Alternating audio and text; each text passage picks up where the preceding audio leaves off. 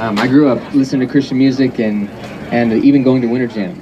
I remember where I sat in Nashville going to Winter Jam. So just it's just weird. I've had a couple people cry, and I'm just like,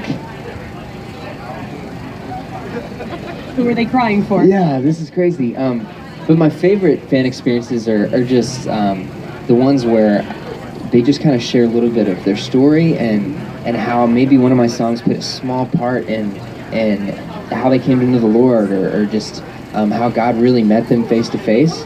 And golly, I'm pretty emotional when it comes to stuff like that. My wife will tell you I'm not allowed to watch Extreme Home Makeover in our house anymore.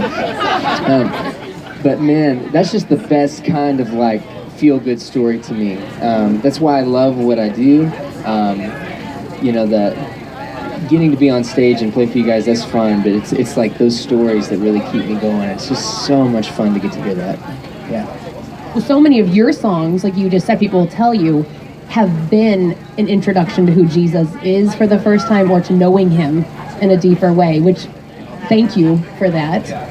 And you know, that's, I'm sure that's sobering to think about that. Is there a song for you that did that like stands out in your mind as, you know, a young boy listening to Christian music that's like, man, that's my go-to song because I felt like I knew Jesus a little differently after listening to that?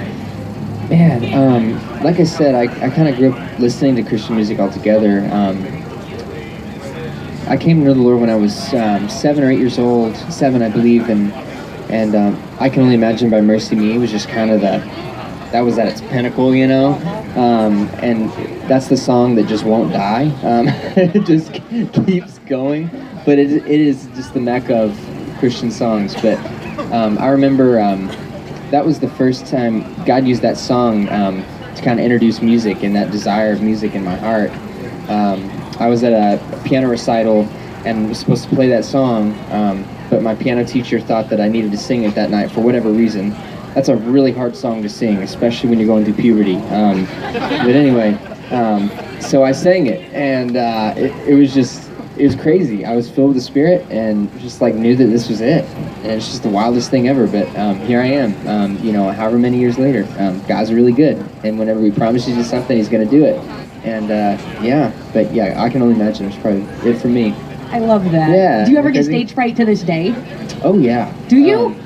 Even on this stage, I think I'm more nervous about this kind of setup than that kind of setup. I don't know why. Is it so close? I think it's because, I mean, we like you. You're a good-looking group, but yeah, really right here. Yeah, I think it's because I don't know what I'm gonna say, and that scares me a little bit. And yeah, there's just no telling.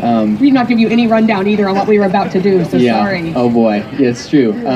But yeah, I don't trust myself sometimes. My guys always make fun of me because if I'm, you know, talking about a song, if I do anything different, they're kind of like, uh-oh, he's about to say something stupid. And it's true. I've said so many dumb things on stage, but yeah.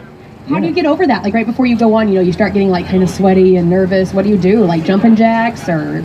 Yeah, I mean, not to go too serious, but like deep down, I know that whether God uses me or not, he's still going to move, and that's just really encouraging. He doesn't need me, and that's how cool is that?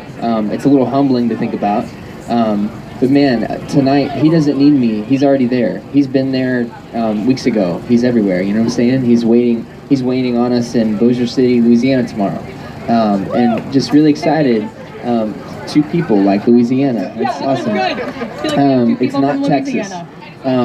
But yeah, so it's just good to know that regardless of what you do or don't say or whatever, that God's ultimately going to carry out his plan and will anyway.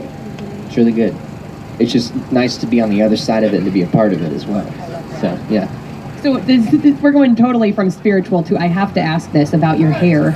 Come on. How do you make it stand up so good? I know it's not right now, but are we going to see it later on the way out? I had to wake up early. It like doesn't wake up. It doesn't wake up. If I have to be somewhere at like 9 or 10 a.m., it's like just put on a hat today.